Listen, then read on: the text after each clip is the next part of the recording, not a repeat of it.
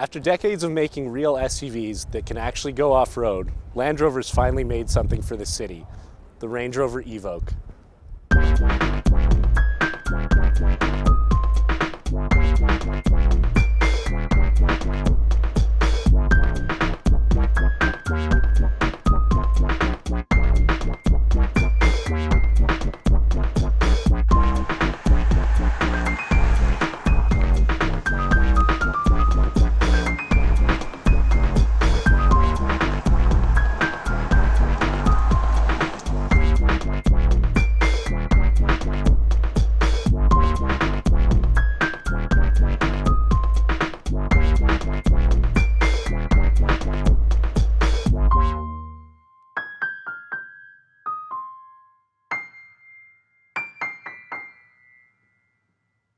It's not really apparent until you see the Evoque in real life, but this car is small. It looks like a Range Rover that got shrunk in the wash.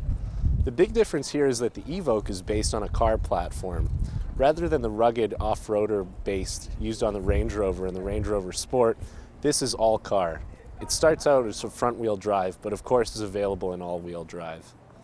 The Evoque's 2-liter 4-cylinder turbo engine makes 240 horsepower and roughly 250 pound-feet of torque. Not an excessive sum, but enough to move this car down the highway pretty quickly. It's also the same engine used in the Ford Explorer EcoBoost, a much larger and heavier vehicle, and it's not so bad in that either.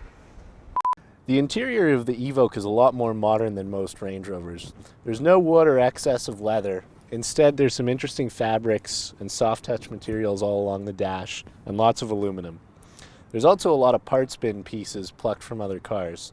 This center console here with the hollowed out section looks like it was taken from Volvo. The shifter and the touchscreen piece here taken from Jaguar, and everything else seems to come from the lower end Land Rovers.